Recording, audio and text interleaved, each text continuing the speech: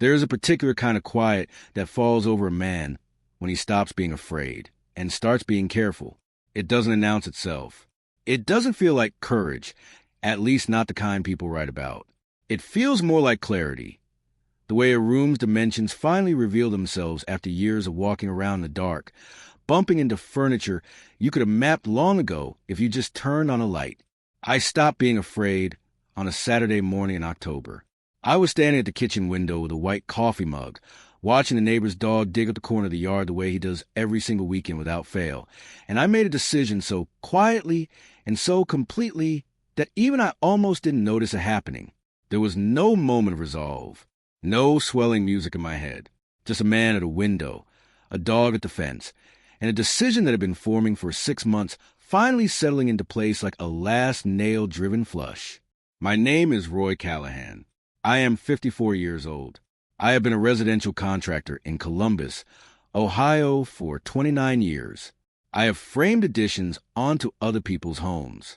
I have poured footings in February frost. I have built porches and mudrooms and second stories on houses where the first story was already settling wrong, and I have learned, over those 29 years, the single most important thing a builder can know. You cannot fix a structural problem by ignoring it. You can paper over it. You can paint over it. You can arrange the furniture so nobody looks directly at it. But the crack is still there. And cracks, if you leave them, become failures. I just didn't expect to have to apply that knowledge to my own marriage. This is the story of the Tuesday. My wife sat across from a realtor and told him the house was already hers. And the Saturday, 3 days before that, when I walked into the county recorder's office on Market Street with a folder she had never seen. Welcome to Quiet House Stories. Get comfortable and remember, the people in these stories had every chance to behave themselves. They just chose wrong. Drop a comment and let me know where you're watching from. Hit that like button and make sure you're subscribed. Trust me, you're going to love it here. Diane and I had been married for 22 years. We met at a job site.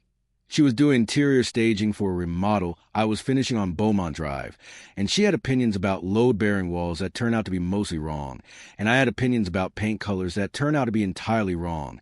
And somehow we ended up at dinner that Friday and engaged by the following spring. We have a son, Nathan, who is 19 and away at school in Cincinnati.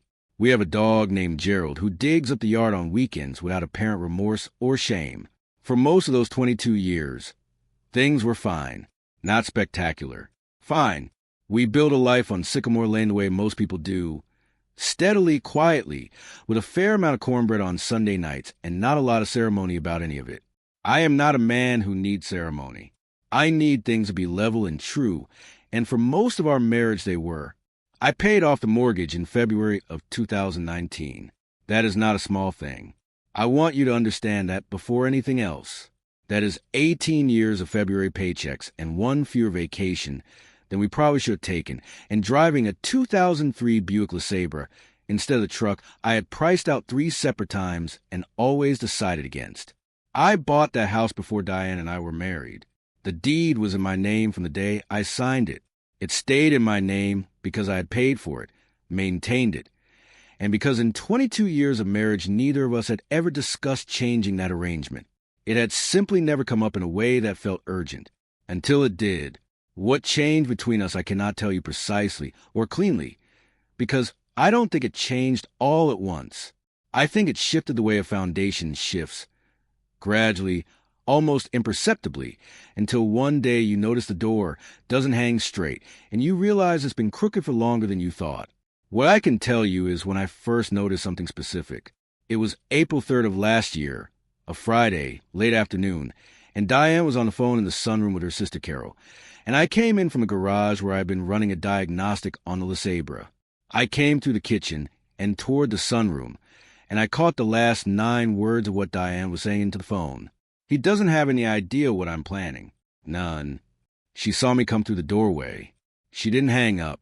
She said, "I'll call you back," and set the phone down and looked at me with an expression that I can only describe as adjusted. The expression a person makes when they've been caught mid-thought and need approximately 2 seconds to find a different one to offer you instead. I said, "Who's that?" She said, "Carol." I said, "Everything okay?" She said, Fine. Just catching up. She went to start dinner. I went back to the garage and sat in the driver's seat of the LeSabre and looked at the steering wheel for 11 minutes without starting the engine. I am not a dramatic man. I don't make speeches. I don't slam doors. I don't need the last word. And I have never once in my life needed to make a scene, to make a point. What I do, what I've always done, is notice things and then sit with what I've noticed until the picture becomes clear. It took 3 weeks for that picture to clarify. Another 2 months to decide what to do about it. In that time, I started paying attention with more precision than I had in years. There were phone calls Diane took in the car, in the driveway, at odd hours. Calls that would have been perfectly ordinary if she hadn't developed a habit of taking them outside. There were meetings with Carol that stretched to 3 hours on a Tuesday afternoon in May, which is an unusual investment of time for two sisters who, as far as I could observe, primarily discussed Carol's den furniture and her neighbor's new fence.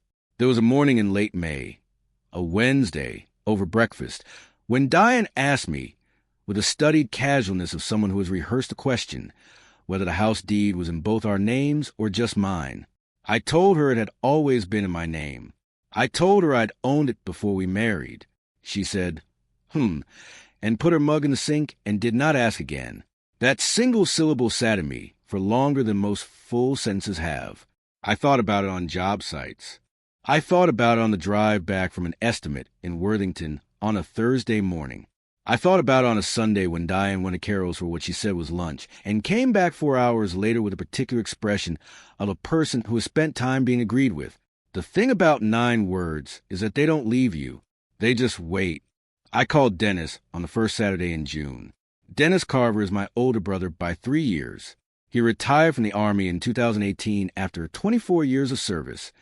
2 deployments, a decade in logistics, and the kind of patience that gets built into a man when he has spent long enough moving things carefully from one place to another without dropping them. Dennis lives 20 minutes from me in Westerville. He has a kitchen table that is the best place I know for working through a problem, because he will listen for as long as you need him to, and he will not tell you what you want to hear. I drove to his house that Saturday morning at 9:03. He was already up. He poured coffee without being asked. I sat down and I told him everything. The 9 words, the phone calls in the driveway, the breakfast question about the deed, the Tuesday afternoons with Carol. He didn't interrupt. He didn't offer expressions of outrage or sympathy. He just listened, refilled my cup before I'd asked for it, and waited until I was done. Then he set his mug down and said, "Roy, call Catherine Watson." He didn't explain. He didn't need to. When Dennis says something in that particular register, flat and certain, no qualifier attached, you understand that the deliberation has already happened on his end, and you are receiving conclusion. Catherine Watson is a family law attorney on Henderson Road with 22 years of practice in Ohio domestic matters. Dennis had retained her briefly for a consultation 3 years prior during a difficult period with his ex-wife, a period that ultimately resolved without litigation. And he spoke of her the way a contractor speaks of a structural engineer he trusts completely, someone who sees the actual load distribution without being asked to find it. I called her office that Monday morning. I told the person who answered that I needed a consultation and that Dennis Carver had referred me. She said Catherine Watson had an opening Thursday afternoon. I took it. I arrived at 2:15 on Thursday afternoon. Catherine Watson's office was on the 4th floor of a brick building on Henderson Road, with a waiting room that smelled of wood smoke from a candle burning on a reception desk, a small, dark candle, the kind that gives off more scent than light. She came out to meet me herself. She was about 60, small, with reading glasses on a lanyard, and the manner of someone who has heard most things and is not easily surprised by any of them. We sat in her office for an hour and 12 minutes. She explained Ohio's legal treatment of separate property. Property owned before marriage, maintained and titled in one name throughout. She explained what 22 years of marital contributions might mean and what they might not mean. She explained what a quitclaim deed accomplishes, how the county recorder's process works in Franklin County, and how long a title search takes when a realtor initiates one. 11 minutes, she said, give or take. Then she put her pen down and looked at me over her glasses and said, "You understand that this is a decision, not a weapon." I said I understood. She said, What is it you actually want here, Roy? Not what you're afraid of. What do you want? I sat with that. The candle on the reception desk. The hum of Henderson Road 4 floors below. A slight coolness in the air from a vent above the window. What I wanted was not complicated, and it was not revenge, and it was not victory. I wanted a house on Sycamore Lane, the one with the rose bushes that had been blooming since 1995, the one I had paid for across 18 years of February paychecks, the one that had 412 on the mailbox in black painted numbers I had put there myself in 2004 to belong, without ambiguity or contest, to the man who had built it. I wanted whatever came next in my life to be built on ground I could be certain of. I have spent 29 years building things for other people on ground they were certain of. I wanted that for myself. I said, I want to know that what I built is what I leave. Catherine Watson nodded once. She said, then let's talk about the document. We talked about it for another 23 minutes. She would prepare the paperwork. I would review it. The county recorder's office on Market Street opened at 8 a.m. on Saturdays. She would have everything ready within the week. I drove home on Henderson Road in a LeSabre with the afternoon light coming through the windshield at a low angle and the radio off. I did not feel triumphant. I felt the way I feel when I have correctly diagnosed a structural problem and identified the repair, purposeful and a little tired and ready to do the work. She had everything ready by Wednesday. I picked up the folder Thursday afternoon.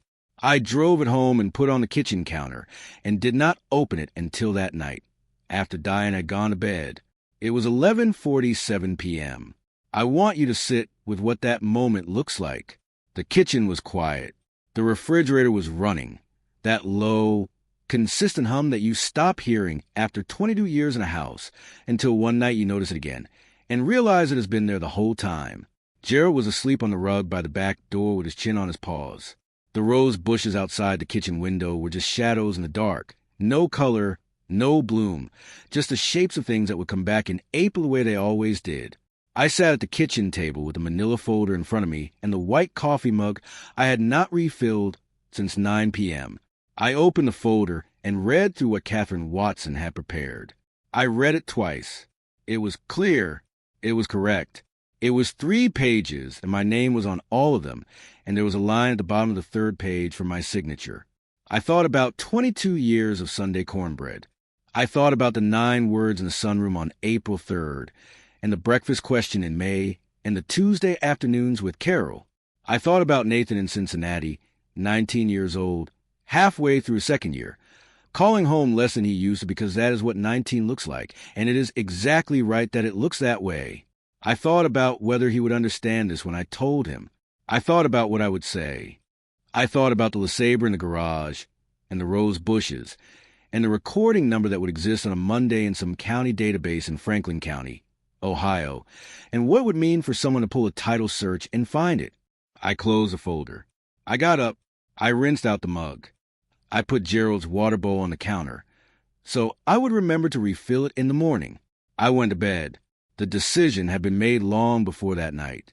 The night was just the last quiet before the morning. Saturday, October 14th. I was up at 7:20. I fed Gerald. I made coffee and drank most of it standing at the kitchen window, watching him nose along the fence line. Diane slept in on Saturdays. That had been true for most of our marriage, and it was true that morning. I pressed my light blue button-down shirt and put it on with my dark charcoal trousers. Those are the clothes I wear when I have an appointment that matters, not a suit, because I'm not a suit-wearing man and never have been, but pressed and deliberate, the kind of dress that says, I came here on purpose. The county recorder's office on Market Street opens at 8 a.m. I was there at 8:47. I had allowed for traffic that didn't materialize, which is something I always do. I parked on the street. I walked in with a manila folder under my arm. There was one person ahead of me at the counter, a woman in a red coat dealing with something that involved 3 separate documents and a conversation with the clerk that ran longer than either of them wanted. I waited. I set the folder on the counter ledge, and I looked at the fluorescent lights in the ceiling, and I thought about nothing at all, which is a skill I have been developing for 54 years and have not yet fully mastered. The woman in the red coat finished. She thanked the clerk and left. The clerk's name tag said R. Torres. She was patient and efficient in the way of someone who does a precise job with care and no particular interest in being thanked for it. I set the folder on the counter. She took the documents out, looked them over, stamped them in 2 places, entered something into her computer. The quitclaim deed for property at 412 Sycamore Lane, Columbus, Ohio, recording number 2023 FR 00418897, was filed and recorded as belonging solely and exclusively to Roy Allen Callahan at 9:04 a.m. on Saturday, October 14th. R. Torres handed me the receipt. She said, "Have a good day." I said, "Thank you. You too."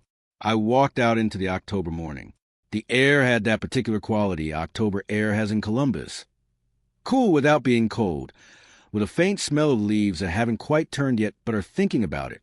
There was a coffee shop 2 doors down. I went in. I ordered a medium coffee, dark roast. No room. I sat at a window table and drank it slowly and watched the Saturday morning street for about 23 minutes. People walking dogs, a man loading something into the back of a minivan, a kid on a bicycle taking the corner faster than his mother probably knew about. Then I drove home. Diane was in the sunroom when I came through the door. She said, "Where were you?" I said, "Out for coffee." She said, "You look nice." I said, "Thank you." She went back to what she was reading. Gerald came over and put his head on my knee, and I scratched behind his ear for a moment, and then I went to change out the charcoal trousers. The following Tuesday, October 17th, 10:30 in the morning, a realtor named Griffin Holt came to the house. I want to be precise about this. I did not know Griffin Holt was coming. Diane had arranged it without telling me, which requires a certain kind of confidence. The confidence of a person who believes they already know the outcome of something and is simply beginning the process. Griffin Holt was probably 40, well-dressed in the realtor way, with a laptop bag and a printed comparative market analysis, and the manner of a man who was comfortable taking up space in other people's dining rooms. He sat across from Diane at our dining room table. I was in the kitchen. I was refilling my coffee mug when I heard her say it. "I'm his wife. Of course I get half. Probably more." She said it clearly. She said it without lowering her voice.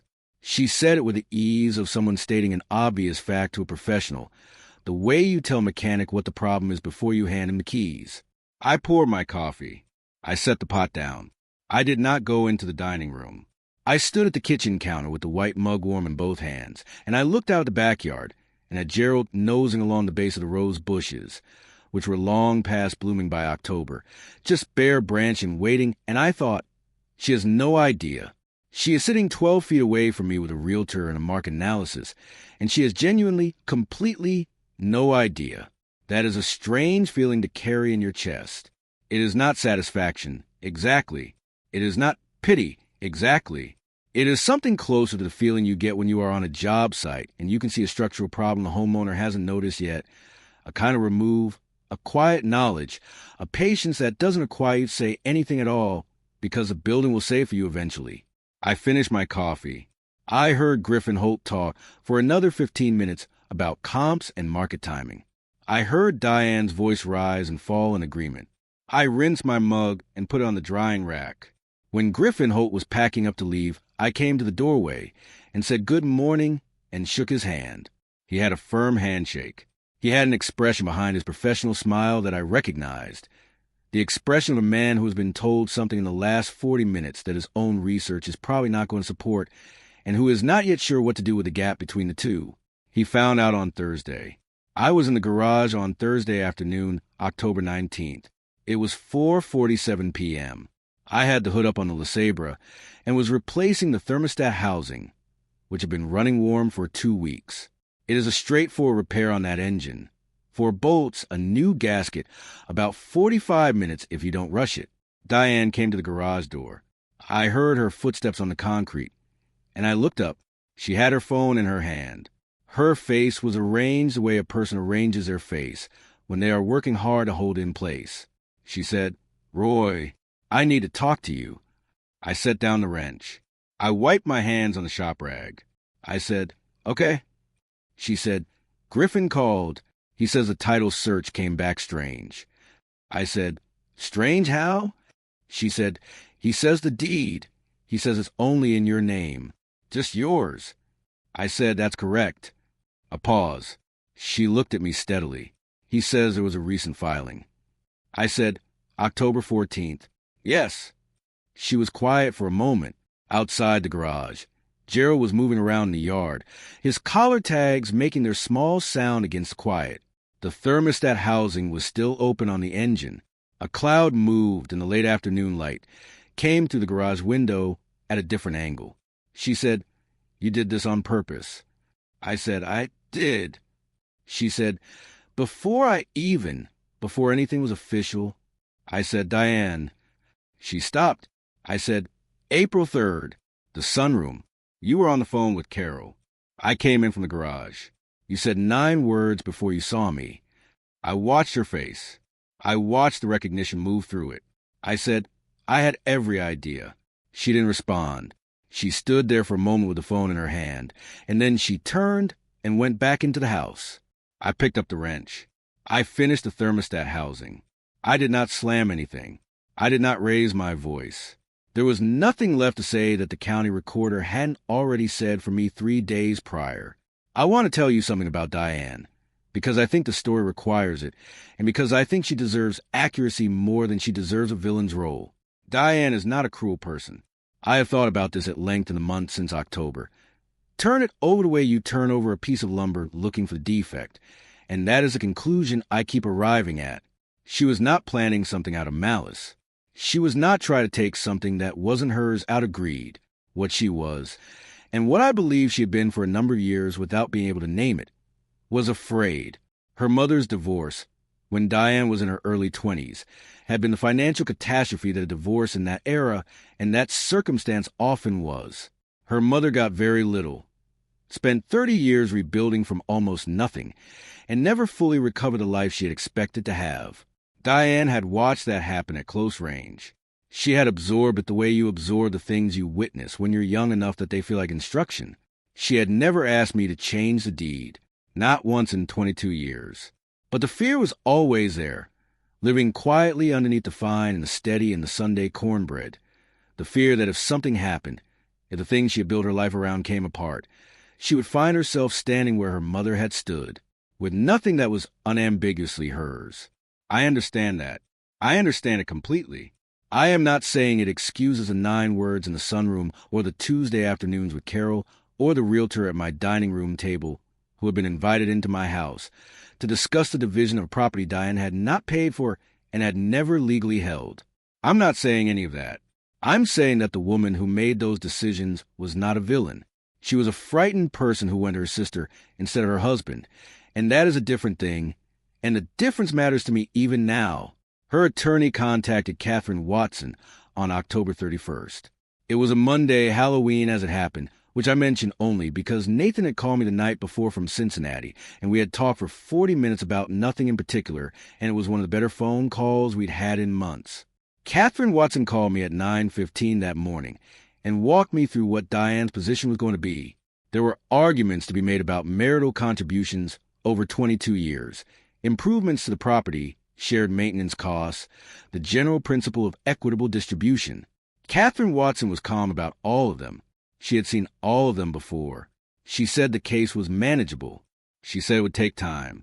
Time is the currency I have always been best at spending.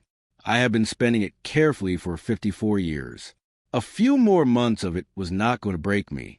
The legal process ran from October to the following April, 6 months and 11 days. For formal filings, 7 scheduled calls between attorneys, and one afternoon in late January, when Diane and I sat in Catherine Watson's conference room on opposite sides of the table and tried to discuss Nathan. That was the hardest afternoon. Not the paperwork, not the filings, not the phone call from Griffin Holt that Diane described to me later as the most uncomfortable conversation of a professional year. The afternoon about Nathan. He took it well. He is 19 years old. And he is not a child, and he has more of his Uncle Dennis in him than he probably realizes. He drove up from Cincinnati in November on a Friday afternoon, and we sat on the back porch with our coats on, because neither of us felt like moving inside, and he said, "Dad, "Did you see it coming?" I said, "I thought something was." He said, "And you went to the county recorder." I said, "That's what made sense." He looked at the yard for a moment. Gerald was doing his thing along the fence line. Nathan said, "That's very you." I said, "I know." He went back to Cincinnati on Sunday. He called me the following Tuesday at 7:30 in the evening just to check in. Not about any of it, just to talk. He has called every Tuesday since. Not every call is long. Some of them are 5 minutes. But they come every Tuesday, which is more than I had expected, and exactly what I needed without knowing I needed it. It is April now. The settlement was finalized on April 7th.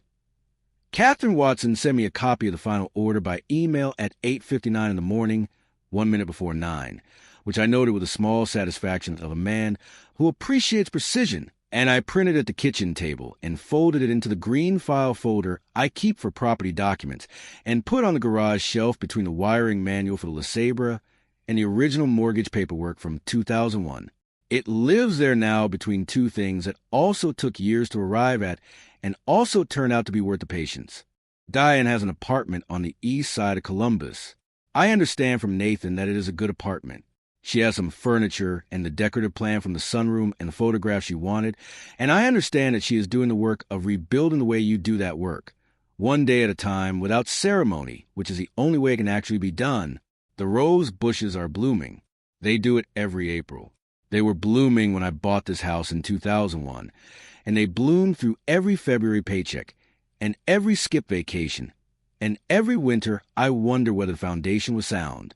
They will bloom long after I am gone, because that is the nature of roses planted deep enough in good ground, and I find that more comforting than I expected to. Gerald digs up the corner of the yard on Saturday mornings. The ritual endures. I had Dennis over on Sunday. He ate 2 plates of pot roast and cornbread and said almost nothing for 3 hours, which is his highest form of approval. We sat on the back porch after dinner with the April air cool enough to need a jacket, and he said, eventually, "You doing okay?" I said, "Yeah, I'm okay." He nodded. He drank his coffee. He did not say anything else, because there was nothing else to say, and Dennis has always known the difference between a silence that needs filling and a silence that needs leaving alone. I meant it. That is the most important thing I can tell you, and I want to be careful about how I tell it. Not that I won. Not that she lost. Not that the house was mine. And now it's officially mine, and therefore the story ends in triumph. It doesn't end that way. It ends the way most honest things end, with something missing that used to be there, and a man sitting on a back porch in April trying to figure out how much of the weight he carried was necessary, and how much of it he could put down now. It feels like something that has been removed, like a structural element that turned out to be doing damage instead of work. Something you cut out not because you wanted to, but because the building required it. Necessary, correct, and irreversible in the way that the right decisions always are. Some men spend their whole lives waiting for the right moment to say something. I have always found it more useful to file something instead.